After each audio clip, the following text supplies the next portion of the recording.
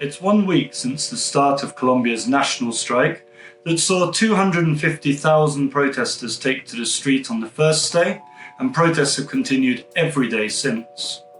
Women's group, environmental activists, students' groups, trade unionists, and many more people besides, including thousands and thousands of ordinary citizens, have taken to the streets to register their dissatisfaction with the government of the day.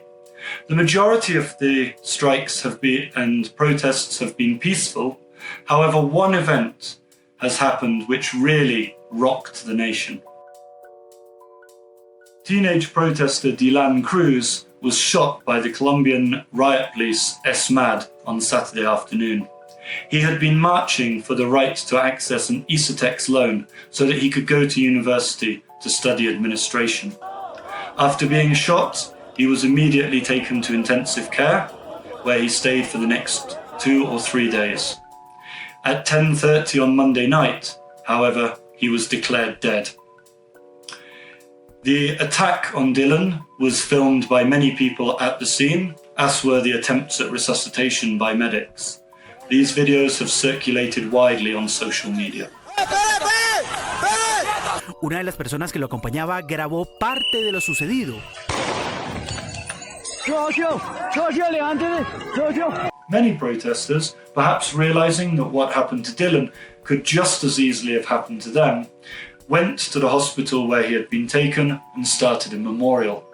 Another memorial has also taken place outside the crossroads where he was shot, and at both locations candles have been lit, flowers have been laid, and speeches have been given, some by his friends, some by other people. A partir de hoy vamos a cambiar el odio que nos han sembrado por amor, en honor a la vida que acaba de despegar de este plano. Esa vida nos está dando la libertad. ¡Por nuestros muertos! The leaders of the protest march declared Wednesday's marches as being in memorial of Dilan, and Iván Duque expressed his sympathy for the family and called upon both sides to reject violence in the future. Medicina Legal, Colombia's forensic medicine organization, have declared Dilan's death to be a homicide. Los anteriores hallazgos permiten establecer como manera de muerte médico-legal violenta homicidio. They expressed their condolences for the family and today shared the results of the autopsy. The report declares that Dilan was killed by a firearm, by something called beanbag ammunition. Beanbag ammunition may sound like some kind of soft toy, but it is in fact deadly serious. It's a bullet made from lead pellets, which is not designed to kill, and so comes under the umbrella of less lethal force, along with things like rubber bullets or tear gas. They may not be designed to kill, but they still can do some serious damage. We picked up a tear gas canister, or the remains of a tear gas canister, from the streets of Bogotá after the protests on Tuesday night. As you can see, this could do some serious damage were it to hit you in the head. Civil rights campaigners see the use of these weapons as an example of police brutality, while the police themselves claim that it is necessary to maintain law and order. These weapons have a much lower chance of causing serious injury, but as Dilan's case shows, they can still kill. In fact, a study by the British Medical Journal that studied 2,000 incidents where these weapons were used showed that 3%, that is to say 53 people, died as a result of their injuries, while another 300, that's 15%, were permanently disabled.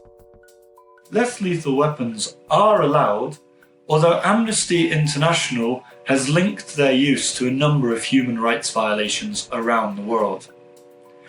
According to the Geneva Convention on the use of non-lethal force, 3 principles must be followed when they are deployed.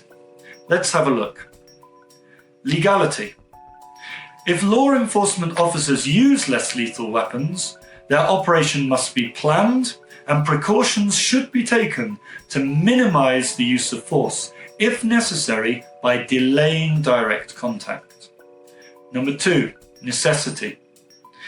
Force should only be used when strictly necessary, or when there is no other way to achieve a legitimate law enforcement aim.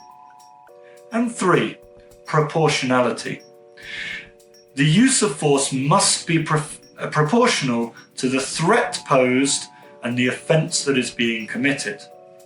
Obviously, we are no experts, but looking at the videos circulating on social media, it does not appear that any of these principles were followed on the day that Dilan was shot.